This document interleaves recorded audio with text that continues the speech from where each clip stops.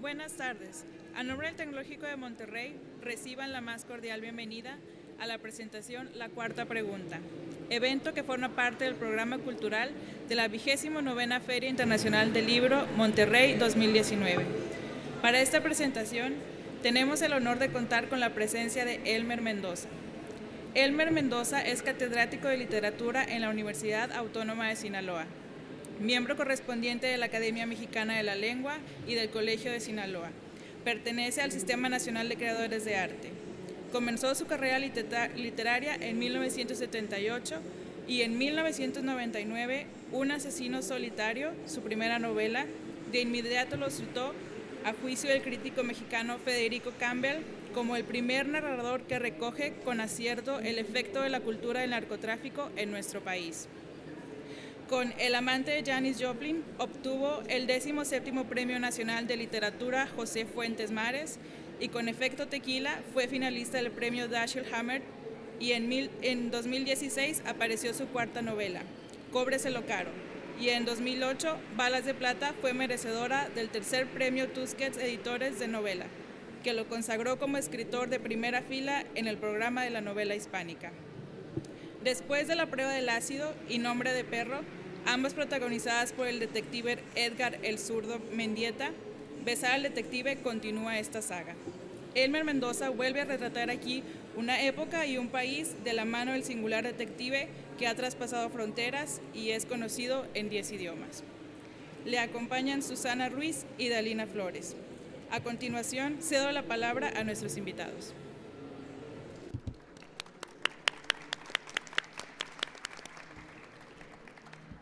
¿Qué tal? Muy buenas tardes. Agradecemos la presencia del escritor Elmer Mendoza aquí con nosotros en la Feria del Libro de Monterrey, y agradecemos también la invitación que nos hicieron a Dalina y a mí para presentar esta novela de Elmer, que tiene hoy su primera presentación, así que es todo un honor estar acompañando aquí al autor. Bueno, ya seguramente todos conocen parte de la obra de Elmer, o a lo mejor hay grandes fans también, y ya leyeron algunas partes importantes de su ficha biográfica. Yo también traía preparada la lectura de su ficha biográfica, pero como ya la leyeron, pues me voy a brincar esta parte. Simplemente pues mencionar la gran cantidad de obra publicada que tiene nuestro autor, que nos acompaña y que además es miembro de la Academia Mexicana de la Lengua, del Sistema Nacional de Creadores de Arte y del Colegio de Sinaloa, además de, claro, prolífico escritor. Elmer Mendoza incursiona en el mundo de la literatura juvenil con la novela No todos los besos son iguales, que se publica en el 2018.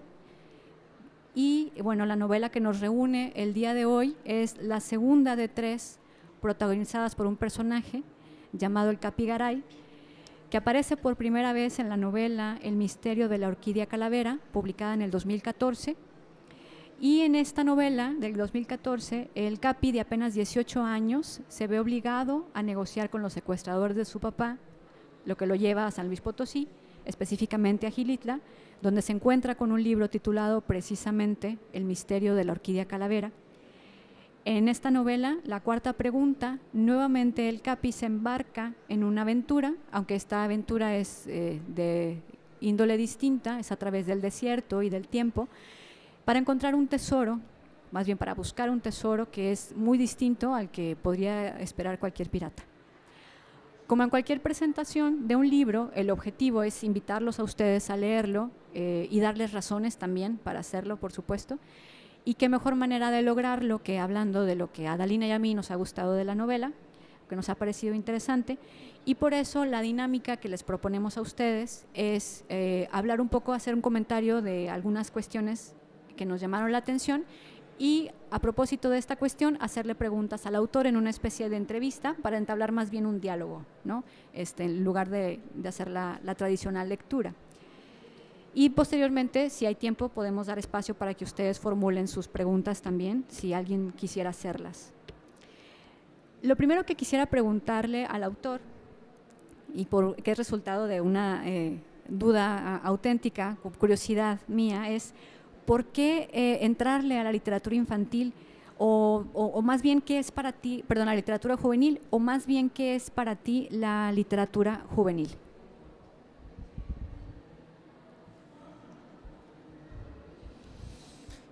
Bueno, Dios, buenas tardes, muchas gracias por su presencia. Antes que nada quiero ofrecer una disculpa a los organizadores porque ayer yo dije que el micrófono estaba manchado de negro y resulta que era mi pluma. Que la pluma se dañó y yo la abrí, estaba manchada, me manché los dedos, la cerré, nunca me di cuenta hasta que ya como soy autor de novelas policíacas, pues dije, a ver, tiene que haber una causa. Será el micrófono y busqué y encontré que la pluma estaba rota al interior, así que ofrezco disculpas a los de organización, ¿no? Que su micrófono no tenía nada que ver. Y bueno, estoy en la tierra de Alfonso Reyes y es famosa la definición de Alfonso Reyes de literatura mexicana, que dijo que la literatura mexicana era la escrita por mexicanos, ¿no? Entonces, pues yo no sé, nunca he pensado que es la literatura juvenil. Entonces debe ser como, siguiendo a Alfonso Reyes, como la literatura escrita para jóvenes, ¿no? Así que mira la siguiente pregunta. Bueno, justo a propósito de esto, es muy peculiar que Elmer señale que la literatura juvenil es la hecha para jóvenes y literalmente yo no estoy como muy convencida de que haya una literatura que se tenga que determinar por edades. Sin embargo, veo que en esta novela, particularmente en la que incursiona Elmer por segunda vez en la literatura escrita, buscando que los chavos, los jóvenes la lean, hay una gran cantidad de acciones que están relacionadas con la violencia y de esa manera a mí me parece que, como todos sabemos, la narcoliteratura, la obra en la que se ha movido Elmer particularmente, pues tiene muchos elementos donde la violencia es protagonista. Aquí en esta versión juvenil, por decirlo de alguna manera, a mí me parece que aparece la violencia de una manera muy simbólica a través de las acciones que se van suscitando a lo largo de la trama y eso quisiera preguntarte, ¿de qué manera esta violencia está presente en la obra para significar algo o es parte de la naturalidad que hay en la configuración de estos universos? Bueno, es una novela de aventuras y la aventura siempre implica dificultades y los obstáculos generalmente son obstáculos difíciles y son obstáculos, en esta novela son obstáculos que siempre tienen que ver con entes o con otros seres y claro, tienen que ver con agresiones y digamos la violencia vendría siendo esa, ¿no? La forma en que los obstáculos, que son seres que van encontrando a lo largo del camino, pues bueno, se oponen, digamos, o dificultan el viaje que están haciendo el personaje. Pero, mira, los personajes tienen 19 años. Yo recuerdo cuando yo tenía 19 años que prácticamente todos los días nos dábamos con alguien, o sea, que era una forma de violencia, nos enterábamos de que algo estaba pasando, o si íbamos a la escuela y nos gustaba una chica que tenía un ojo verde y el otro azul, pero resulta que el tipo más fuerte era su pretendiente y se enteraba que, por ejemplo, que un tipo moreno como yo, pues la miraba, llegaba y tú ¿qué le ves? No, pues a ti qué te importa y bueno. Es decir, había cargas de violencia. Yo creo que a esa edad los jóvenes no lo ignoran, los jóvenes que van a los antros saben que ahí puede pasar cualquier cosa, que no les cuentan los papás es otro, ¿no? Pero y que incluso no salga en la prensa y que siempre hay. Pues, ¿tú por qué crees que están los cadeneros, les dicen ahí? Pues ellos se encargan de eso, de tratar un poco de controlar o de manejar lo que hay ahí. Es decir,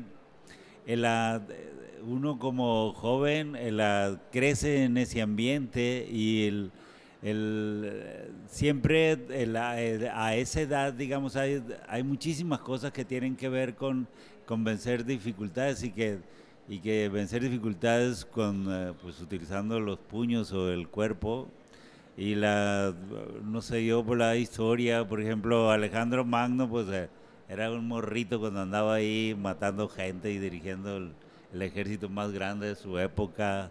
Es decir, siempre estar ahí. Esa es una edad una edad difícil, así la edad de juventud. Y si tú ves la edad de los sicarios, es más o menos anda por ahí también, es un poquito menor hasta esa edad. Pero en el caso de mis personajes, son las dificultades que van a encontrar y que ellos tienen que vencer. O sea, y vencen corriendo, golpeando, quedándose varados, pero sus encuentros con Xochitl pues no son nada, pues no sé, festivos, ¿no? Sino que son fuertes. Y yo también pienso que la parte de la formación de los jóvenes implica un poquito eso, que no les sorprenda que se van a encontrar un mundo así. En mis tiempos hacíamos el servicio militar y ahora no sé si lo hagan. Y a mí me tocó hacer una cosa que le decían la armada, o sea, yo lo hice con arma, porque yo había aprendido en mi familia, en mi abuelo, a manejar de esos, pues, fusiles de cacería que nada que ver, o pistolas así pero nunca las usé hasta que estaba ahí, que ya sí tocó practicar al tiro al blanco y cosas así, ¿no? Pero lo que ellos estaban preparando era para eso. Y aparte en caso que México entrara en una guerra, éramos la primera reserva. O sea, los primeros que teníamos que recibir otro entrenamiento y entrar a combate, ¿no? Era muy curioso. Además, cuando yo me fui a estudiar a México, yo viví en un internado militar. Y ahí las dificultades, aunque había que usar los puños, de verdad eran cotidianas. A mí lo que me salvaba es que yo era bueno para las matemáticas, y los vatos más violentos les decía: "Hey, si quieres que te explique el teorema de Pitágoras, tranquilo, vato, ve a traer las cocas y aquí platicamos". Y eso era muy chistoso, porque la verdad lo hacían. No, sí, ¿quieres pasar el examen ahora? Pero ¿qué pasa eso? Era como una forma, un mecanismo para escapar de la violencia. Digo, esto por no contarles de las novatadas, lo cual nunca haré, ¿no? Porque es tremendo. Gracias. Si no han comprado todavía la novela y no han leído la cuarta, no la lean, porque hay muchos spoilers. No es cierto, no son spoilers, pero bueno, yo soy muy... no me gusta que me cuenten de qué va la historia, solamente les voy a compartir el planteamiento principal de la historia, y ya ustedes deciden si leen este segundo párrafo, ¿no? Dice: vuelve el Capi Garay en una nueva entrega de aventuras. Esta vez ha sufrido un descontón de su morra, que lo pudimos ver, y lo único que atina a hacer es pedirle tips a un cura para recuperarla, solo que en vez de hacerla de doctor corazón, el padre Celerino le entrega el mapa de un tesoro y pistas para hallarlo antes de morir balaceado. Entonces vemos, ahorita que estaba hablando de la violencia y la violencia simbólica, bueno, aquí hay un caso de violencia muy, muy claro, muy en nuestra cara, ¿no? Sí, claro, que es el inicio, que lo encontramos en las primeras páginas. Pero bueno, y ese segundo párrafo ya ustedes saben si lo leen o no. Gracias. La novela inicia con dos epígrafes que a mí me gustaron mucho, uno de ellos de Mónica Lavín, que también me gusta mucho, y otro de Fernando Pessoa. El de Mónica Lavín dice: la literatura funda geografías. Y a propósito de este epígrafe, quisiera comentar que algo que me llama la atención de la novela es precisamente la construcción de los espacios físicos donde se desarrolla la historia. Pues en este road trip que hacen el Capi y sus amigos, el camino es uno, como dicen, pero además la geografía es importante, lo que va ocurriendo en torno al coche en el que van avanzando y los lugares a los que llegan y tal. Dice uno de los personajes al grupo de amigos que va en busca del tesoro, y cito a este personaje: ese tesoro que ustedes buscan está lleno de misterios, y el camino para llegar a él no es precisamente una ruta turística con vista panorámica. Y ahí se acaba la cita, aunque para nosotros como lectores un poco sí lo es, ¿no? Entiendo y me parece lógico que hayas elegido Sonora como escenario principal de la historia, pero quisiera preguntarte, ¿qué relevancia tiene para ti la geografía, sobre todo en lo que se refiere a los lugares fantásticos, ¿no? ¿Cómo construyes estos lugares? Ajá. Bueno, hay dos momentos. El primero es que cuando yo era joven, la segunda vez que lo voy a decir, yo era contrabandista, pero de Estados Unidos para Sinaloa, y contrabandeábamos pantalones Levi's, era la marca, camisas Hanten, playeras Hanten, así psicodélicas, jabones Cez, jabones Dove y alguna otra cosa así. Y entonces lo hacíamos en una troca alta. Y claro que no podíamos venirnos por la carretera porque hay un sitio que se llama San Emeterio, me acuerdo el nombre, donde había una aduana que eran horribles así. Había que tener dinero para pagar, si no, uno era imposible pasar. Entonces, mi primo y yo empezamos a tener una relación con el desierto que depende a la hora que entráramos. O sea, si era tiempo de frío podíamos pasar en el día, pero si era el verano, que las temperaturas son altísimas, son arriba de 50 grados, pues había que entrar de noche o al atardecer o al amanecer. Y entonces esa era una relación realmente increíble, que en esa troca así por los arenales y ahí aprendimos a manejar lo que era en el desierto, los dos, ambos. Y teníamos que pasar todo hasta salir adelante de San Emeterio, ¿no? Ya más o menos no teníamos problemas, pues traíamos el carro cargado con esas cosas. Ese es el primer momento.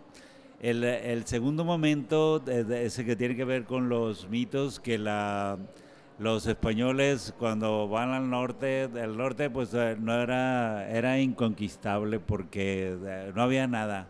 Y entonces, pero ellos, como no había nada, alguien les dijo que ya estaba las ciudades de oro, que se llamaban Cibola y Quivira, y los españoles fueron por ellas, y pues claro, en su perra vida las encontraron, ¿no? Porque no estaban, no había, es el desierto, ¿no? Pero las buscaron.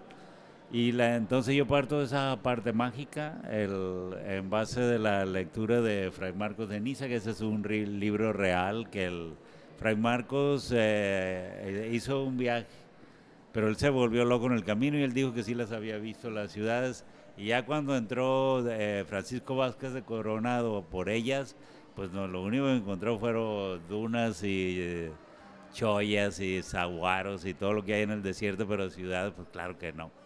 Entonces, son esos dos momentos en los que yo imaginé. Y claro, cuando andábamos ahí en nuestra troca, pues sí me imaginaba historias del atardecer y que a veces pasaban coyotes, cosas ahí, ¿no? Cuando andábamos nosotros haciendo ese trabajo que a veces pienso que ni siquiera lo hacíamos dinero, nomás por meternos ahí, mi primo y yo, ¿no?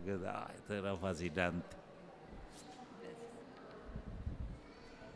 Bueno, otra característica que a mí me parece que está presente en la obra de Elmer y que aquí también podemos identificar es que la voz del protagonista en primera persona de una manera muy íntima nos permite ir explorando cómo se va sintiendo. Es una narración que no nada más, a pesar de que es una novela de aventuras, como ya nos dijo Elmer, enfatiza muchos aspectos emocionales del personaje. Y en ese sentido, a mí me parece muy peculiar dos recursos o aspectos de la novela. Uno es el manejo del lenguaje. Yo veo que hay un sincretismo entre el lenguaje coloquial, toda esta recreación del mundo de los jóvenes a partir del lenguaje, pero también una búsqueda en las costumbres o las mitologías del norte, esto que tú nos acabas de decir, que se mezclan, ¿no?, con los nombres de los personajes. Los nombres de los personajes también son muy simbólicos y a mí me gustaría preguntar cómo o cuál es la intención o crees que haya detrás de esta construcción de la ficción una intención pedagógica respecto a poner a los jóvenes actuales a través de esta cercanía con su lenguaje con tradiciones ancestrales de los pueblos originarios que han habitado esta zona donde tú enmarcas tu novela? No, yo sería incapaz de eso. Además nunca me ha interesado esa parte de lo que alguna literatura pretende, la mía nunca. Lo único que sí, digamos, en algún momento en que estaba trabajando en la novela reflexioné es que el Capi Garay nunca hubiera hecho eso si no fuera un chico que tenía ciertos valores, que ya ven que ahora siempre se habla de que los jóvenes tienen que tener valores y que los han perdido y esto. Y un valor, por ejemplo, que es muy importante, que es cumplir la palabra empeñada. Que el Capi le dijo que sí al padre Celerino y le dice, bueno, lo tengo que hacer, ¿no? Y también el valor de la amistad, o sea, cómo uno tiene que ser amigo de sus amigos, como sea y como se transformen. Yo tengo muchos amigos que a lo largo de, digamos, 50, 60 años han cambiado de como eran, pero siguen siendo mis amigos. Y yo tengo muchísimos amigos que se odian entre sí después de haber sido, pues, grandes amigos. Y a mí no me importa si un amigo me hace una ofensa, por decir, no me importa, yo lo encuentro, lo saludo, lo abrazo y todo esto. ¿Qué más da, no? Y entonces yo creo que es un valor también, un valor de la convivencia humana, y el Capi Garay también lo tiene ahí. Además de, digamos, pues siempre el Capi es muy autocrítico siempre consigo mismo. Creo que también ese es un valor de que los jóvenes tienen que practicar, porque hay jóvenes que se suben a la nube y que de ahí pues no los baja nadie, ¿no? Se creen los no soñados y pues no todos lo son. Y el Capi no, el Capi es muy autocrítico, y también como el Capi sabe, es un líder que sabe sumar las virtudes de su equipo, que eso los líderes no lo saben hacer. Ni siquiera el presidente que tenemos ahora, pues por ejemplo, ¿no? Que si el presidente que tenemos ahora sumara todo lo que su equipo, lo que son buenos, a lo mejor su gobierno fuera de otra manera.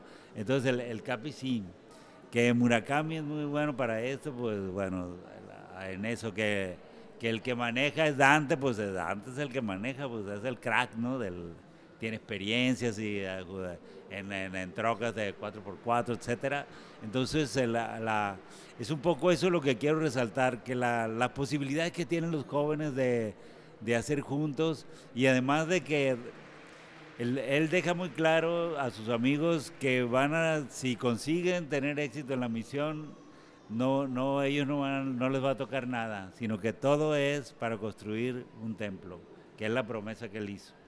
Y bueno, eso no es usual, ¿no? Ya ven que casi, como decía mi abuelita, nadie da pasos sin guarache, ¿no?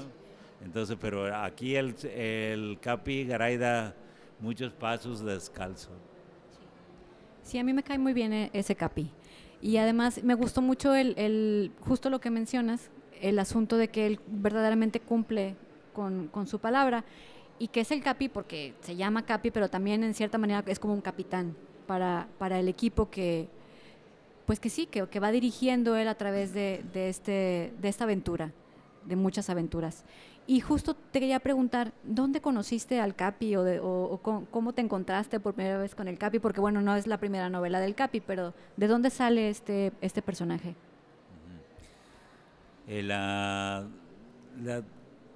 Tenía ganas, ahora tengo ganas de hacer un cuento infantil, y lo estoy pensando mucho para ver si lo consigo.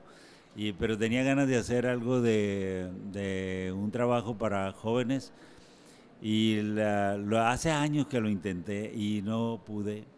Y curiosamente el primer intento que hice era para el desierto de Altar, o sea, quizás por todas las experiencias que yo había tenido, y también fantástico, y también con Cíbola o Quivira, no sé, en el fin, hace años, no recuerdo cuántos, pero cuando hay un momento que tengo una novela así de media, un pedazo de esa novela del desierto fallida y una novela de Edward James fallida, y entonces lo que hago es juntarlas y ensamblarlas y hasta que conseguí que me quedara, ¿no? Y ahí es donde nace el Capi, pero el Capi realmente es un tipo del desierto que nació primero allá. Pues el Capi es ranchero, o sea, su padre es de un rancho ganadero, producen carne, ¿no? Y también lácteos. Porque él cuando se siente muy jodido dice, no, pues ni modo, voy a estar ahí vendiendo quesos y leche y eso, ¿no? O sea, es decir, el Capi aparentemente no tiene sueños de grandeza, porque él es grande en ese momento y es grande porque puede cumplir su palabra en esa inmediatez, pero no es como, no sé, en el caso de los otros personajes que aparecen ahí, el más Murakami, que bueno, que está estudiando robótica y que además por el mismo carácter de él, ¿no? Pues, tiene grandes aspiraciones y todo esto, pero el Capi no, el Capi es como vivir el momento así. Y aparte de que no le gusta el rock, le gusta ¿cómo les dicen ustedes? El fara, ¿no? Le gusta el fara, nosotros le decimos los chirrines, ¿sabes? Los norteños. Le gustan los norteños, el acordeón, el bajo sexto, el bajo, sí, entonces, es lo que le gusta, o sea, es ranchero, pues. Y claro, está estudiando agronomía y está yendo a Chapingo porque la Universidad de Chihuahua que la cerraron, ¿no? Los hermanos Escobar, si no lo hubieran mandado allá. Entonces, el Capi está como ensamblado de esa manera. Y claro, ahorita no, tú citaste lo del lenguaje. El lenguaje sí lo cuidé muchísimo porque yo quiero que a lo mejor no que la novela sea para jóvenes, sino que la novela tenga una edad. Es decir, que proyecte una edad así, por la forma en que ellos hablan. Que ellos hablan, todas las expresiones que aparecen ahí, ellos las usan. Y no son los culichis. Son también regios, son de Saltillo y de Ciudad de México y de Tijuana y de Ciudad Juárez y de Mérida, o sea, todo el lugar donde tuve contacto con jóvenes fui haciendo una lista. O si iba a dar una charla en una universidad, dice, a ver, por favor, pásenme una lista de las palabras que están usando ustedes. Y había unas violentísimas, así que nunca las hubiera utilizado, pero durísimas, ¿eh?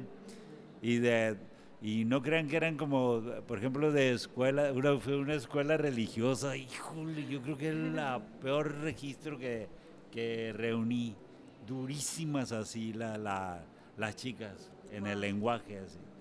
Entonces yo dije, no, de aquí tengo que seleccionarme unas 3 o 4 para jugar, para que sea el lenguaje de ellos, porque ustedes saben que los jóvenes no utilizan muchas palabras, dicen que conocen 300, que utilizan 70 y en esas 70 palabras que utilizan hay 30 emoticones, ¿sí? Entonces yo la verdad no sé si sea cierto, pero me supongo que sí, pero ellos se valen de este lenguaje para ese manejo. Entonces, que cuando los adultos empiezan a leer esa novela tienen que experimentar ahí no tienen otra más que acordarse cuando eran jóvenes.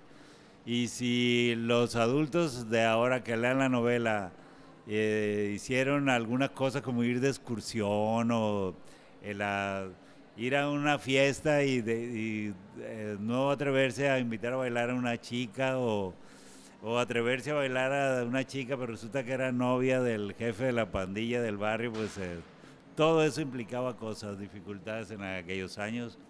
Digo, para no contarles de una vez que fuimos a unos 15 años y nos robamos el pastel de la quinceañera, pues eso ya era la cosa que Rosa debe hacer, pero es que mis amigos sí. Pero eso hacía uno cuando estaba chico, ¿no? Y a veces ahora que me preguntan del Capi Garay, digo, híjole, pues a lo mejor, ¿cuál será de mi pandilla él realmente? No lo tengo muy claro. Pero yo creo que pues, ese debe ser la fuente primigenia del Capi Garay, ese grupo al que yo pertenecía y que bueno, hacíamos algunas locuras que no eran muy rosas, ¿no? Justo esto que acabas de decir sobre la construcción como muy realista, fundamentada en tus propias experiencias, a mí sí me parece que por lo menos se ve que te divertiste mucho recreando estas aventuras. También me llama la atención cómo mezclas este realismo muy cercano a los jóvenes con incluso elementos de la alta fantasía, como es la presencia de los portales del tiempo y cómo eso nos permite conocer etapas de México en los años 60, otras etapas que no tenemos como muy ubicadas, pero donde vemos que los personajes saltan en el tiempo. Y esta configuración tiene alguna intención particular, no sé, me pregunto, como atrapar más al lector joven en cuanto a que se sienta identificado y se meta en este mundo fantástico, o esto que tú acabas de decir que me llama la atención, que quieres que cuando un adulto lea tu novela identifique perfectamente o evoque esos momentos de juventud. ¿Cuál es el público meta, por decirlo de una manera más simple? Pues eso no sé. Tendríamos que preguntarle a Mayra a ver qué es lo que piensa ella, mi editora. Yo escribí una novela que yo quería que era una novela de aventuras y el principio de mi carrera yo quería ser un autor ciencia ficción. Y entonces significa leí muchas novelas del tema y muchas de ellas tenían que ver con el tiempo. Y cuando yo era chico había una serie que se llamaba El Túnel del Tiempo, ¿no? Siempre andaban en algún lugar así. Y me gusta eso, me gusta como esas posibilidades de que poder saltar a otra dimensión, ¿no? A otra época más que a otra dimensión. Y claro, esta era mi oportunidad de utilizarlo porque en el Misterio de Orquídea Calavera hay como un principio de juego, pero como lo meto dentro de la tradición mexicana de los chamanes, sigo otras reglas, digamos. Pero aquí no, aquí desde un principio dije, ellos van a entrar.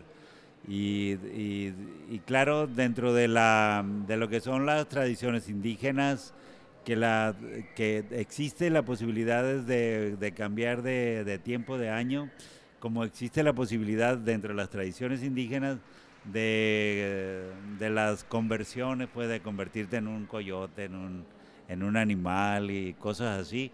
Y a mí me gusta mucho eso, porque si bien lo he escuchado en las charlas con mis amigos indígenas, porque casi no lo he leído, pues no me parece así tan bien escrito, pero en las charlas sí, porque ellos son muy buenos para la literatura oral. Y entonces yo creo que de ahí es que donde me surge toda la idea de meterlos a ellos, y la verdad es que los metí sin pensarlo mucho. De pronto los puse en un año y digo, los regresé y digo, ay, ¿qué año será bueno? Y como quería utilizar una antítesis del Jeep, pues entonces en 1969 es cuando sale la primera versión del Match y del Mustang, y yo tengo un amigo que es coleccionista de Mustang y que vive en Mazatlán, y un día me dijo, vamos a dar una vuelta, vamos. Y entonces fuimos e íbamos en su Mustang y truenan que no sabes, y que nos alcanzan unos chicos en un Mustang del año, y le dijeron a él, señor, se lo cambiamos, así. Y yo lo vi a él y le dijo, no chicos, no lo puedo hacer, es una cuestión de sentimientos, le dijo. Pues si se anima, le dijo uno de ellos, y le pasó una tarjeta, se lo cambio así. Y claro, lo que hizo él como acelerar para impresionar a los chicos. No sé. Y no, yo manejé uno de esos carros. Es muy lindo, es muy bonito. Y el tema también de la Baja Mil, que nosotros compramos un Jeep para correr en la Baja Mil y le cambiamos todo, las llantas, las suspensiones, todo. Y entonces, pero fue cuando me infarté. Y yo le pregunté a mi cardiólogo ya cuando me infarté, oiga, ¿cree que pueda participar en la carrera? Dice, no, tú no puedes. Me dijo, "Ay". Entonces, pues bueno. Y ¿saben con quién platiqué? Yo una vez con mi maestro Fernando El Paso sobre la Baja Mil y él sabía lo que era. Y yo le dije, oiga maestro, ¿se anima? Yo todavía traía el proyecto, ¿se anima a ir conmigo? Y se me mira, pues ¿por qué no? Me dice, imagínense Fernando Del Paso, el Jeep. No, hombre, hubiera sido fascinante eso. Porque él tenía el proyecto de cruzar Estados Unidos, que es un proyecto que casi todos los norteños tenemos. Salir, cruzar la frontera y llegar hasta la frontera con Canadá, ¿no?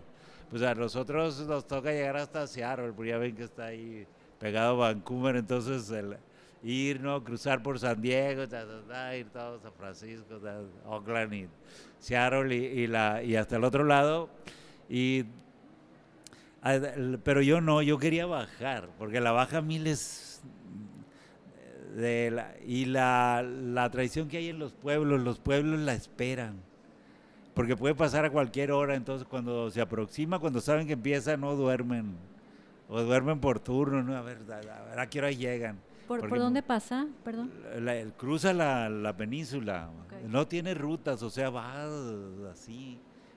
Y pues imagínate, hay autos, motos, autos de diversos calados. Es como, ¿cómo se llama la película que es donde salía una australiana que era de autos? Esa, de Mad Max. Así es muy parecido y claro, el ambiente también es, si pueden participar en Baja Mil, háganlo. Pueden ir hombres, mujeres, eso es muy bien. Y bueno, eso es parte de digamos, de todo lo que yo traía y que es una parte de lo que yo pude poner en la cuarta pregunta, ¿no? Gracias. Pues yo siempre cuando termino de leer algunas novelas con epígrafes, cuando termino de leer vuelvo al epígrafe y claro, ya resignifica todo, ¿no? Entonces me clavé con el de Fernando Pessoa, que burdamente traduzco así: la normalidad es una ilusión imbécil y estéril, muy burdamente traducido, pero bueno, estoy muy de acuerdo con esta frase y tanto el Capi como Dante y Murakami se dan cuenta de eso, pues en medio de la acción, ¿no? A punta de fregadazos. Y esto me gusta mucho porque así como al Capi un día le toca que un cura moribundo le encargue la misión de su vida, a nosotros incluso puede tocarnos la puerta algo que nos saca de la aparente normalidad de nuestra existencia. Y esta aventura que el Capi acepta y sus compañeros, pues en cierta forma se ven obligados a aceptar, la que les permite descubrir que la vida es más que la tranquilidad de la inacción. Y en el contexto de esta novela me gustaría saber por qué es significativo este epígrafe para ti. Porque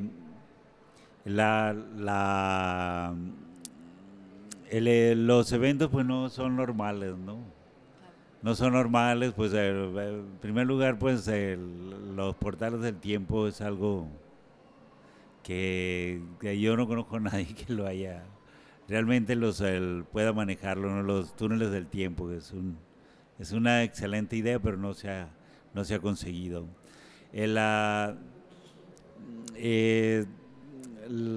monstruo que encuentran en el oasis rojo, pues tampoco, ¿no? Porque en el desierto, el desierto cuando están en la zona montañosa, luego hay formas caprichosas, pero sobre todo las formas caprichosas que instalé ahí, las saqué del mar, las saqué de La Paz. Cuando ustedes vayan a La Paz, traten de ir por la costera, y hay una parte que sube la montaña, una de las montañas que hay, digamos, que va rumbo a la zona donde se toman los ferries, que se llama Pichilingue. Entonces, pongan cuidado cómo son digamos, cortaron el cerro y lo que se ve ahí. Ahí eso es una auténtica provocaciones para un novelista. Se ven de rostros, se ven bueno, hay muchos agujeros ahí porque el cerro pues no es sólido, pero particularmente ahí había una calavera. Y la calavera con los años, yo la vi primera vez hace unos 20, 25 años y pues me fasciné. Y con los años, la lluvia, la polución, todo eso, la calavera ha ido perdiendo forma. Pero yo no sé si todavía se nota o yo la noto todavía por el recuerdo. Entonces, pues es eso no puede ser normal, digamos, encontrarlo en el desierto y menos que come lo que come. Y después que llegan a esa ciudad donde hay un antro que se llama Estudio 54, pues y luego después lo que hacen hasta llegar a la ciudad.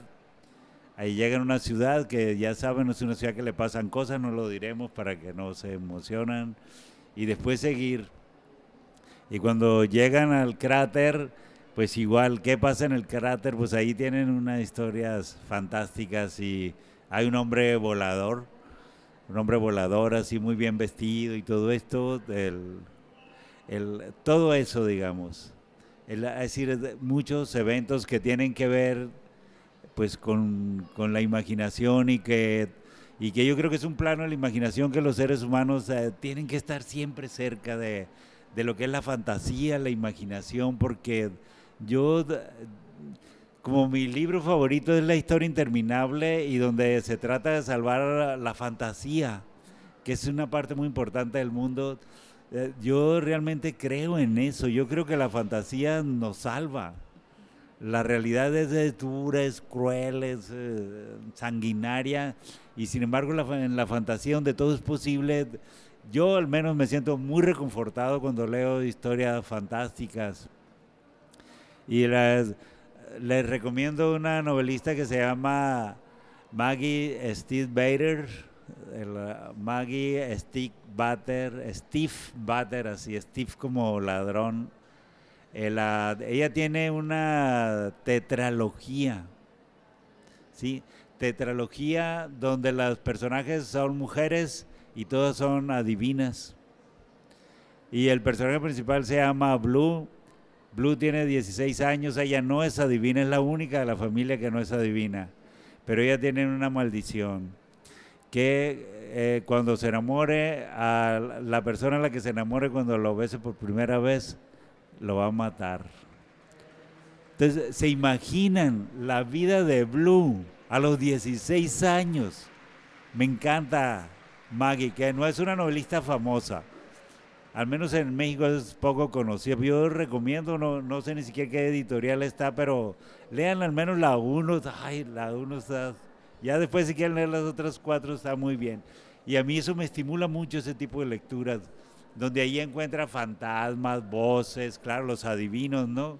Los espíritus, esos que le dicen cosas del pasado, del futuro. Y la Blue alcanza a ver algunos, pero no sabe interpretarlos. Entonces, digo, por hablar de un solo ejemplo así muy contemporáneo, que yo creo que es un territorio que los mexicanos tenemos que explorar más además. A mí me encanta la fantasía, y bueno, la tercera yo prometí una trilogía del Capi Gray. La tercera, si todo va bien, va a pasar dicen que hay muchas ciudades donde hay túneles, pues en una de esas ciudades que hay túneles, ahí va a pasar.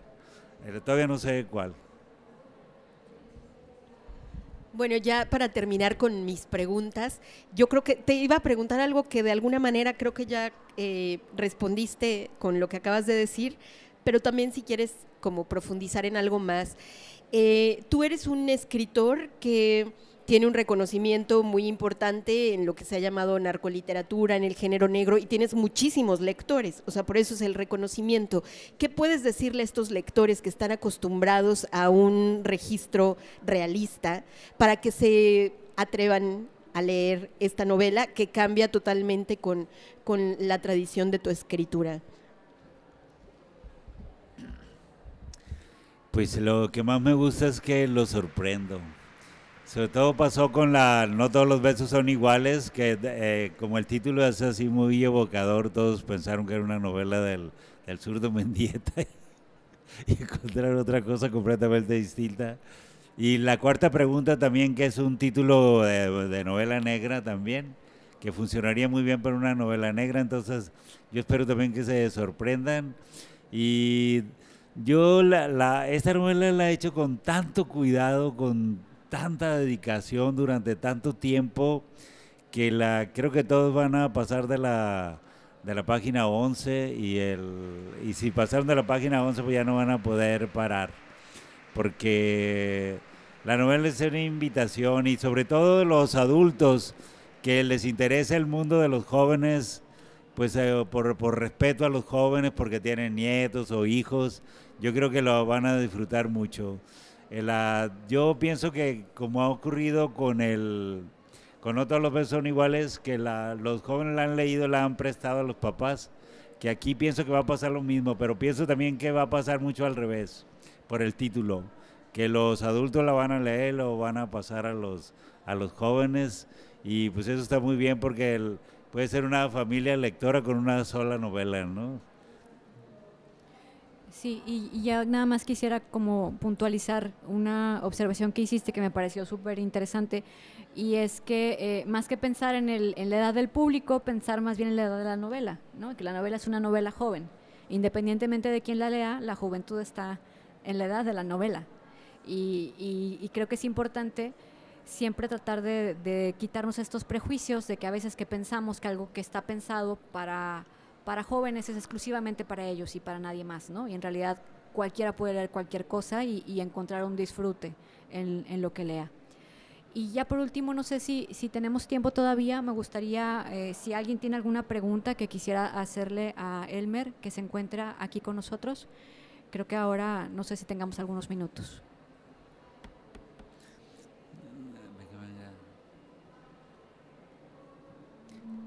Es que estoy pidiendo a la chica el micrófono que se ponga enfrente y si no hace una pregunta voy a empezar a tirarles primero el whisky que tengo aquí y después el tequila que me sirvieron aquí. Bueno, ahí hay una ya. Está muy bien, gracias. No sé mucho de literatura. Estuve en un taller de literatura hace mucho, pero de lectura, no de escritura. Leímos a Horacio Quiroga y a Inés Arredondo. Son de misterio. Te quería preguntar si tiene algo como por lo que recomendabas. Claro.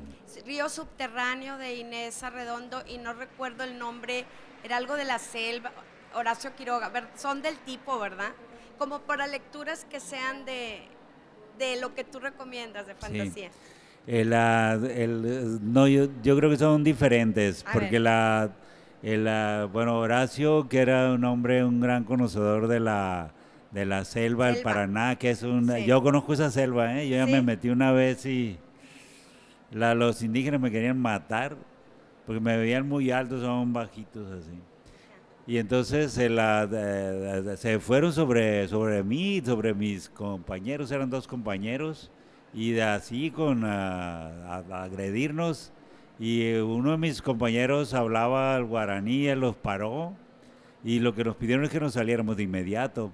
Y yo realmente lo que tenía mucha fascinación por la agresividad de ellos. Y ahí fue donde Quiroga entró, vio historias, escuchó historias y las escribió y son fascinantes. Pero yo pienso que tienen que ver con otra tradición y muchas de ellas son reales.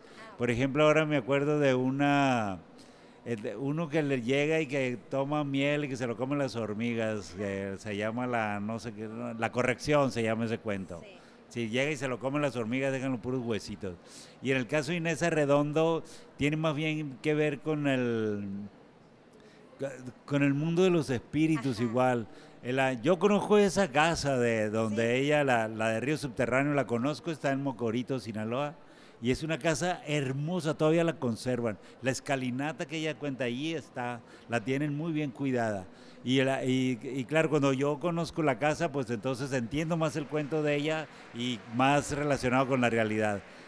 Pero esta novela no. No Aquí tiene que son unos chicos que se acuestan en un hotel y al día siguiente, en 2016, 2015 por ahí, y cuando despiertan están en 1969. Y entonces empieza una historia porque el primer contacto que tienen es con una sacerdotisa del tiempo que los saca de ahí. Inmediatamente Soch, que es un renegado de que era guerrero del tiempo y que ahora es un renegado, los empieza a seguir. Porque Soch también le interesa el tesoro, porque el tesoro tiene un elemento que a él le sirve. Y entonces la lucha va por ahí, pero todo lo que les pasa es mágico. Por ejemplo, a ver, encuentran una ciudad Platón. Esa ciudad está habitada solo por minusválidos. Sí, porque parece que Platón, en la República de Platón, eso decía que los enfermos, los niños, pues, I'm sorry, había que acabar con ellos. Pero no, acá los hacen sobrevivir y resulta que crean sistemas, crean una ciudad, todo esto, y el Capi y sus amigos caen presos ahí. Entonces, es otra fantasía, te va a gustar, no la vas a querer dejar, no vas a dormir, vas a perder el sueño, vas a decir, Dios mío, ¿qué me pasa? Esto nunca me había ocurrido con ninguna novela. Pero, muchas gracias y qué pena que la pregunta no tenía pues tanto que ver porque no sé tanto de tu escritura. Sí. Disculpe. Tiene porque son como nuestras herencias, nuestros precursores son ellos. A ver, la que sigue ya. Bueno, es que yo tengo dos. Sí, está bien. Perdón. Yo le sigo porque sí soy afecto más a la literatura noir. A mí me ha llamado la atención este fenómeno de los escritores mexicanos de literatura negra como Paco Ignacio Taibo o Francisco Hagenbeck, que han incursionado en estos temas, ¿no? Los Tigres de Malasia de Taibo, o la de los lagartos de Hagenbeck, que ahorita no me acuerdo muy bien el título. Cuando yo sí también me fui con la finta cuando el de no todos los besos son iguales, ¿no?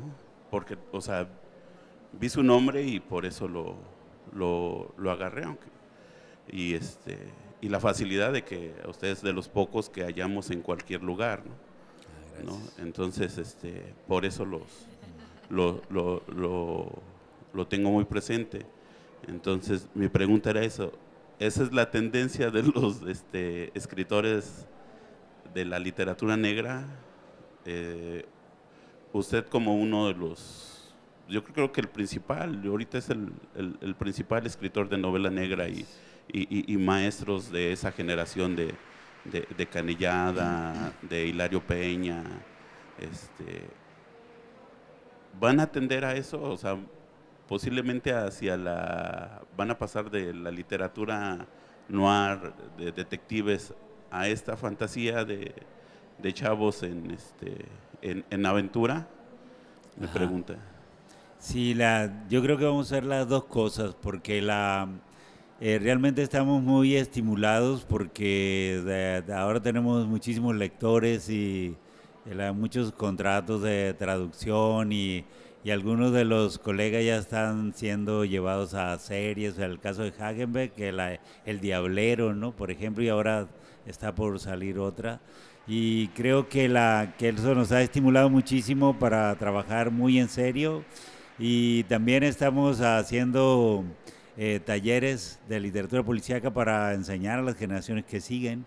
Pero cada quien tiene como un proyecto y tiene muchas tentaciones, y en el caso particular de Hagenbeck y míos y de Beff también, nos interesa muchísimo como la otra parte, otros territorios literarios, otros registros, y para también intentar hacer una obra y probablemente descansar un poco de lo que son las tramas y todas las dificultades que implica una literatura policíaca, porque como cada vez hay más lectores y con el lector de novelas policíacas ocurre que se convierte en un escritor y en un juez muy severo, entonces pues tenemos que ponernos muy listos, ¿no?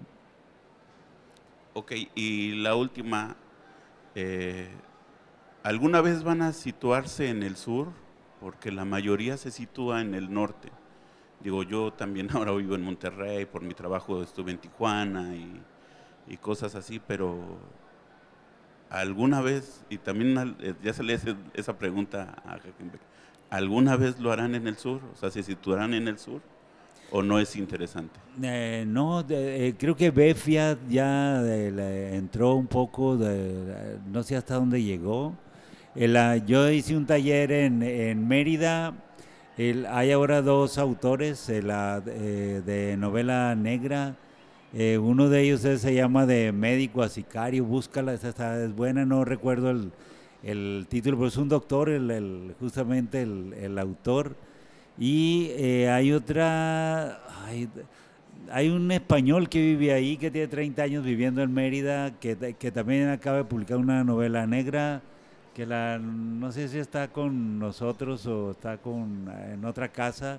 Y yo hice un taller ahí, que están escribiendo novela negra, pero como todavía no están completamente terminadas, pues yo los detengo para que no publiquen. Y está también un chico que se llama Briseño, que publicó una novela muy exitosa que se llama La muerte del ruiseñor, que es sobre Guti Cárdenas. Y él está trabajando algo negro y como ya aprendió que hay que ser paciente y tener que le va a quedar muy, muy bien. Que eso sería como lo más relacionado con esto. Ahora mismo tengo una invitación de Tapachula para hacer un taller de novela policíaca. Y la verdad, nomás por cumplir eso que tú dices, porque nada sería mejor que en todo el país se escribiera novela policíaca, porque en todo el país se cometen delitos. Y ahora con el tema de los migrantes, tremendo. El Rayo McCoy escribió La Mara, que implica una recuperación de lo que pasa en el río Suchiate, Sumacinta, y en la bestia, digamos, en el tren, en relación al grupo de la Mara Salvatrucha. O sea, hay algunas cosas, pero sí necesitamos reactivar eso, porque ahora la fama es que los grandes poetas son de allá y los grandes narradores del norte. Y nosotros queremos, porque en el norte hay grandes poetas, o sea, ya tenemos varios premios Aguascalientes, que es como digamos, la forma en que se mide la calidad de la poesía, pero allá estamos sembrando mucho. Faltaba alguien aquí, que es ya estamos picando, que sería la última, ¿ya no? Es que, perdón, no es una pregunta tan relevante, pero es que nos quedamos con la duda de cómo se llama el libro que recomendó hace rato, el de las adivinas.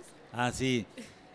Busquen la trilogía la tetralogía de... Ay, es que tienen un título genérico, pero es así como la tetralogía de los cuervos, algo así, pero con Maggie con doble G, Steve Batter con B chica, con eso te sale libre. Maggie State Bader, te sale la profecía de los cuervos. La profecía de los cuervos. Y les va a encantar esa, les va a encantar. Gracias. Ahora sí creo que ya terminamos.